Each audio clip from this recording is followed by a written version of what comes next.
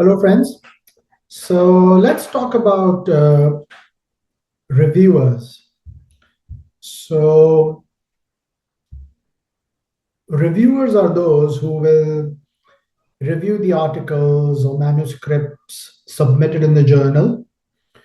So, once it is submitted, it goes through the editor first. And if the editor feels that there is a potential in this manuscript, then it goes through intensive peer review. And that is where the role of reviewer is. So the editors would invite potential reviewers to review the work, and then they provide the feedback on the manuscript, feedback on the quality of manuscript. Now, who are these potential reviewers? Now, once you submit your work, as a matter of fact, the moment you submit your first article, or the moment your first article is published, you are automatically on the publication ladder. Then you will notice that you will start getting these emails to review articles. So the journals keep an eye on these potential reviewers, and they keep it on their database. So once they have an article and where they feel that they need more reviewers, they may contact the author directly.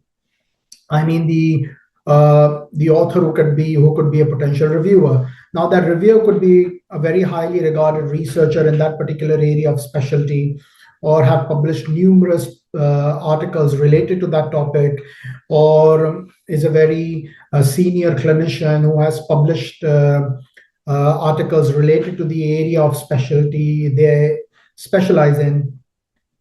So they will get emails requesting to review a potential manuscript. It is up to the reviewer whether they want to accept it or reject it. You have that option. But what are the potential benefits of reviewing the manuscripts? So one is we are all busy clinicians, and sometimes we may not have enough time to brush our or polish our skills in critical appraisal. And so reviewing manuscripts keeps you up to date with evidence-based medicine, because when you're reading the manuscript, you would also want to double check whether what the information which is there in the manuscript matches with the current evidence-based. So you may look at all the guidelines and whether the manuscript is in sync with those guidelines, or whether they're critically reviewing these guidelines, and whether the critical review is justified or not.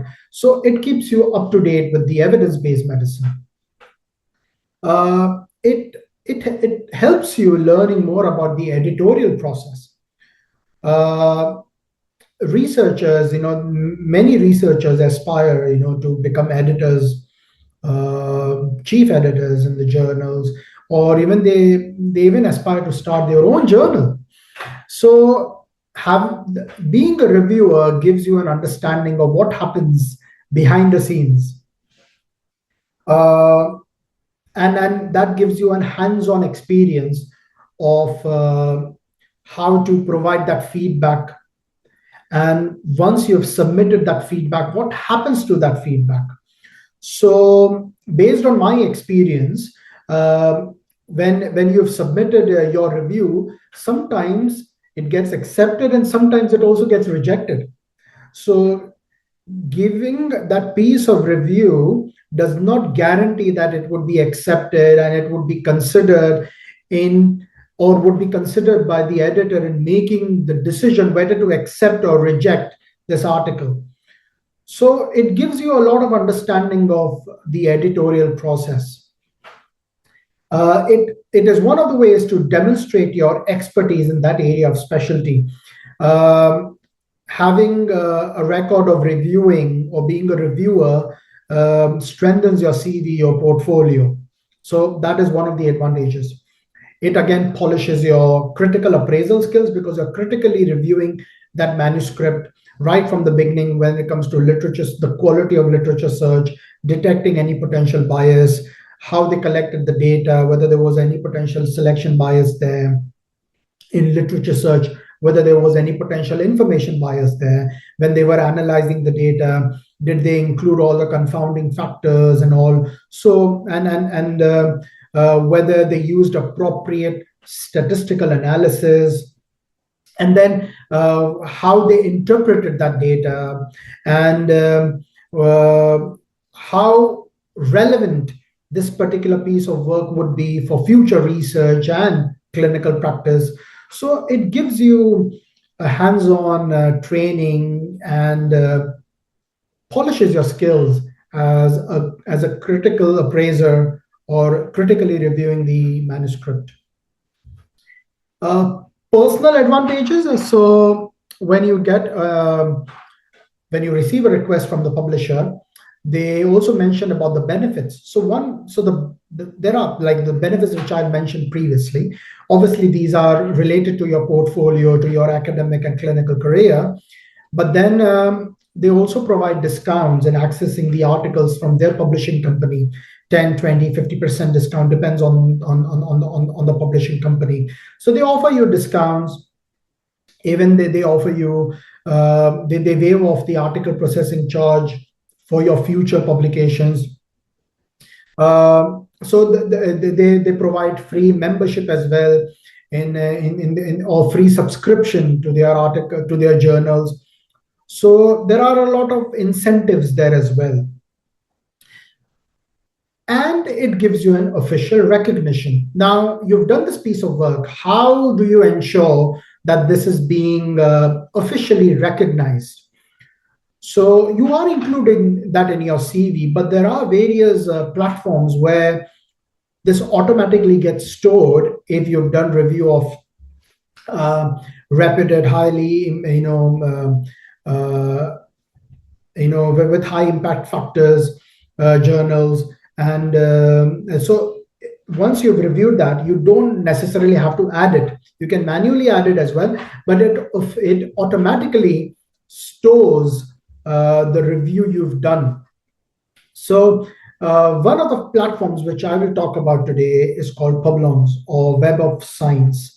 So what I will do is I'll share my dashboard, my Publon dashboard, just to give you an idea of once you have reviewed an article. Obviously, because that piece of work is very confidential, so you cannot mention the title or the topic of the article, because you know there are a lot of confidential information about authors, and so we don't want to get into that. And so what that portfolio does is that it shows that for which journals you've peer reviewed, and that could be a good CV, an add-on CV to officially recognize yourself as a reviewer.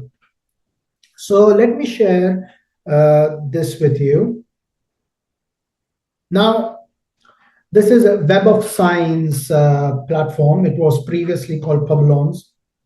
Many journals are affiliated with them. So if you are reviewing a particular manuscript for a journal, so once that manuscript is accepted and published, your name would be recognized and it would go onto the system as a reviewer.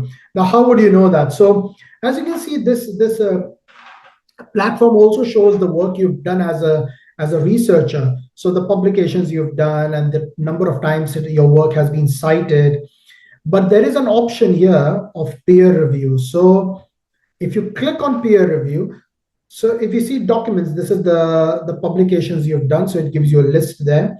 But if you click on peer review, it mentions about the journals where you have where you've reviewed manuscripts, right? And if you look at on the right here, so it tells you the number of peer reviews you've done. So 9. So it gives you that that recognition. There is also an option here where you can manually add a review which you've done and which is not included here. You can manually add that as well. Then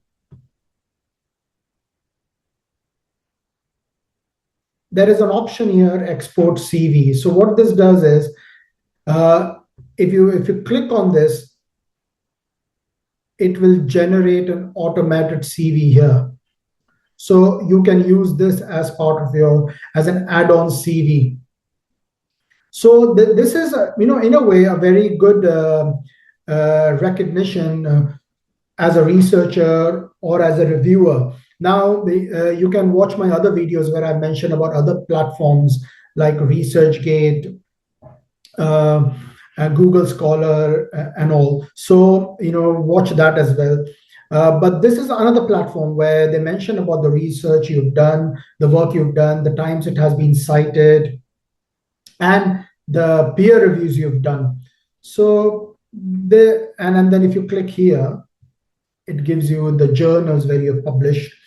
And then you can click on this, and then it gives you more in-depth view of the work you've done as a peer reviewer. And then you click on the export CV, and you can generate your research CV through this website.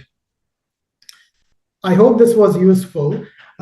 So make sure that once you have published your article and you're working on your other research projects or review articles, you can simultaneously review other manuscripts as well. And along with being an author or researcher, you can become a reviewer as well.